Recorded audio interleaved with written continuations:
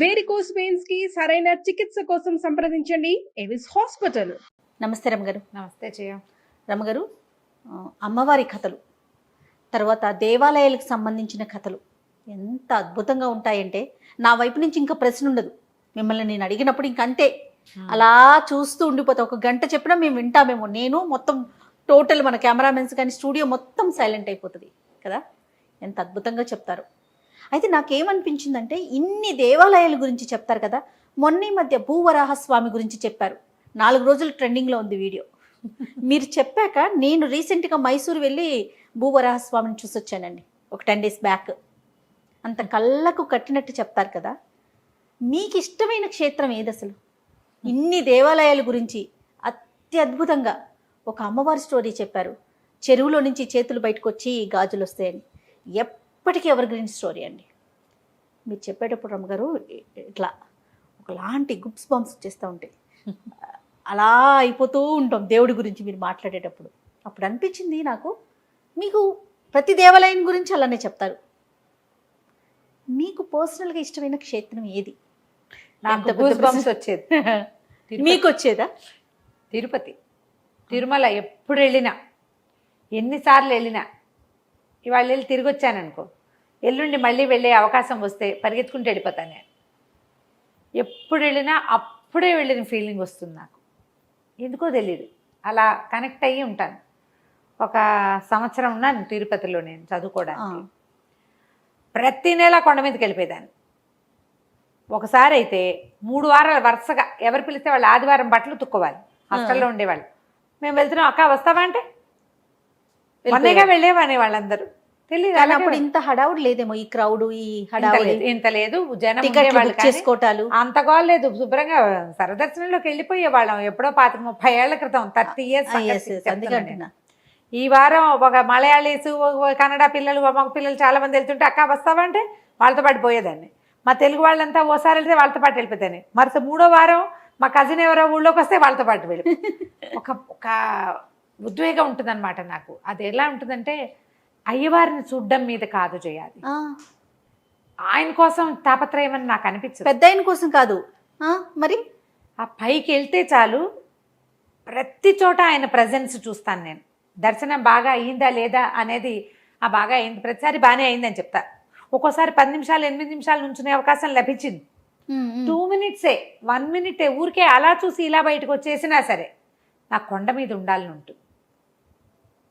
ఆ గాలి ఎంత ప్రీతి అంటే, కళ్ళు మూసుకుంటే నేను అక్కడ ఉండిపోతా. ఇప్పుడు కళ్ళు మూసుకున్నానంటే వెళ్ళిపోతా తిరుపతి. తిరుమలలో ఉన్నట్టే, మా తిరుమలలో ఉన్నట్టే. ఒక ఉన్మాదం, ఉద్రేకం అలాంటివి కలుగుతాయి నాకు. చాలా ఇష్టం. కొండ మీద ఉంటే చాలు, ఆలయంలోనే ఉండాలి, స్వామివారి దర్శనమే జరగాలి, ఇలాంటివి కాదు. ఏదో అక్కడ ఉంటే చాలు. ఎందుకో తెలియదు, అడుగడుగునా నేను ఆయన ప్రజెన్స్ని ఫీల్ అవుతాను. ఏదైనా అద్భుతంగా అనిపిస్తుందా రమ్మగారు? తెలీదు జయ, నాకు ఎలా ఉంటుందంటే ఇప్పటికిప్పుడు చచ్చిపోయినా పర్వాలేదు అనిపిస్తుంది. అయ్యో బాబోయ్, అక్కడే ప్రాణం అక్కడే వదిలేయాలి, అక్కడున్న గాల్లో కలిసిపోవాలనిపిస్తుంది నాకు. ఇది చాలా చిన్నప్పటి నుంచి ఉంది నాకు. 2-3 ఏళ్ల వయసులో ఎప్పుడో తిరుపతి తీసుకెళ్ళి ఉంటారు, అంత బాగా తెలీదు. మా అన్నయ్య పెళ్ళికి వెళ్ళాం. నాకు బాగా తెలిసిన మొదటి జ్ఞాపకం మా అన్నయ్య పెళ్ళే. 86 మార్చిలో తిరుమలలో నా పెళ్ళి. తిరుమలలో కొండ మీదే. ఒక 3 రోజులు ఉన్నాం. కింద మా గోవిందరాజ సన్నిధిని దర్శనం చేసి వెళ్ళినట్టే గుర్తు. అమ్మవారిని చూసిన జ్ఞాపకం లేదు. ఆ గోవిందరాజ సన్నిధి కూడా నాకు చాలా ఇష్టం. కింద ఏదో వంట చేసుకుని భోజనాలు చేసాం. మేము చాలా మంది ఉన్నాం కదా, 30-40 మంది ఉన్నాం. మా కజిన్స్ కూడా కొంతమంది వచ్చారు.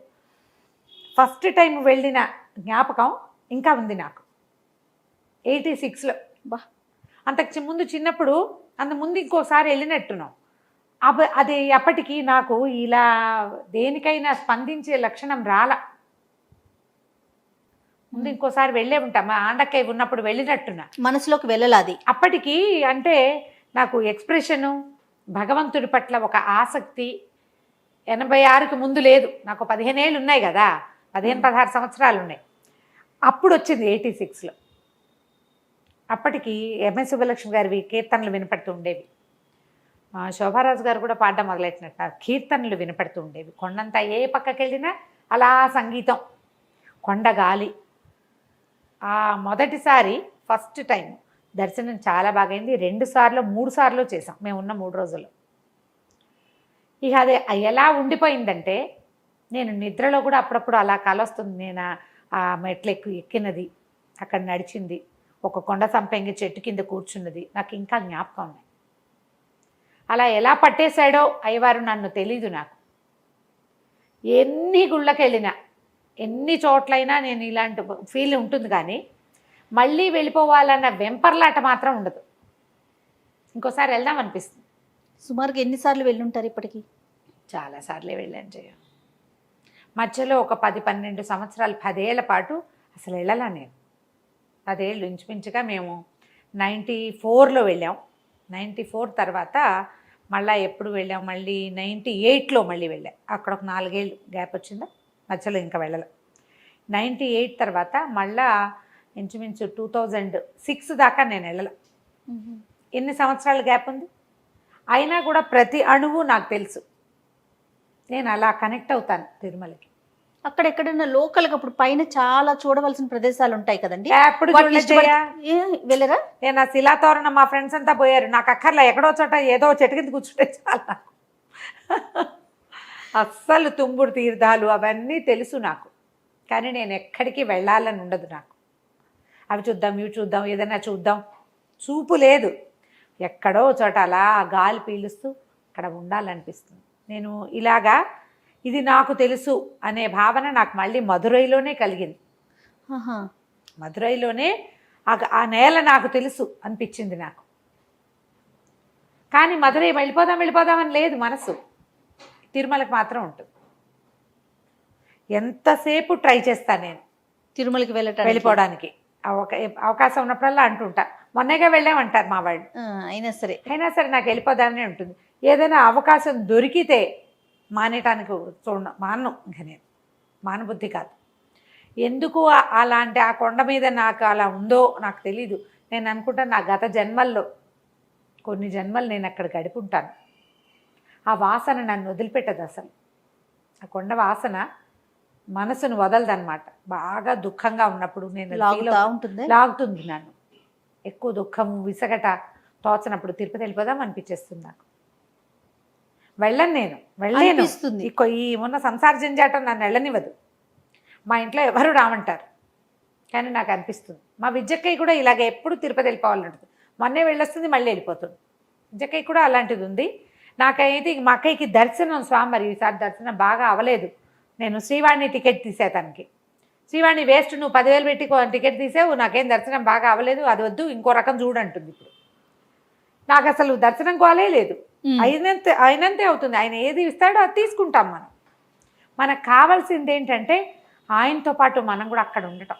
అంతే, ఆ కొండ మీద ఉండటమే కావాలి మీకు. అంతే కావాలి. మీరు ఆలోచించండి, మీ క్షేత్రం ఏది? ఎస్, డెఫినెట్గా. మనం ఎక్కడికి కనెక్ట్ అవుతున్నాం? పూజ లేదు ఇందులో, పూజ లేదు, స్తోత్రం లేదు, దర్శనం కాదు, స్పర్శ. మనం భగవంతుడితోటి ఎక్కడ అనుసంధానం చేయబడతాము ఆలోచిస్తే ప్రతి ఒక్కరికి ఉంటుంది కదా రమ్మగారు? ఖచ్చితంగా ఉంటుంది. ఖచ్చితంగా మీ మనసు దేని మీదకి లాగుతోంది? పెద్ద తిండి కూడా తిన్నజేయ నేను తిరుమల నామాలు వినడం కానీ, లేకపోతే తలనీలాలు సమర్పించడం కానీ, మెట్లెక్కి వెళ్ళాలని ఇట్లా కూడా ఏమి అనిపించదా మీకు? ఏది కుదిరితే అది కుదురుతుంది. వెళ్ళటం ఇంపార్టెంట్, అక్కడ ఉండటం ఇంపార్టెంట్. అంతే. చాలా బాగుందండి. అంటే ఇప్పుడు నీ లోపలి ప్రశ్న నీకు ఎప్పుడు కలుగుతుంది జయ? మనం ఏదో చెప్పు, నాకు అలా ఇష్టం ఇలా ఇష్టం అలా ఇష్టం చెప్తాం. నిజంగా నువ్వు ప్రశ్నించుకుంటావా ఎప్పుడైనా? ప్రశ్నించుకో. మీరు ప్రశ్నిస్తే అదే ఆధ్యాత్మికత. స్పిరిచువాలిటీ అంటే అది. నువ్వు పూజ చేస్తావా, పువ్వులు తెస్తావా, అక్కడికి వెళ్తావా, చాలా క్షేత్రాలు చూస్తావా, 108 దివ్యదేశాలు చూసావా? దివ్యదేశాలు చూసి ఏం ప్రయోజనం? నువ్వు భగవంతుడితో కనెక్ట్ అవ్వనప్పుడు. నువ్వు దేవాలయ దర్శనం చేస్తావు, ఆయనతోటి కాదు. నువ్వు ఆయనకి నీకు సంబంధం లేదు. గుడి చూడటమైన అక్కడ బోళ్ళని శిల్పాలని ఇది ఉంది, అక్కడ ఏముంది, అక్కడ ఆ విశేషం ఎవడికి కావాలి? భగవంతుడు నీకు కావాల్సింది.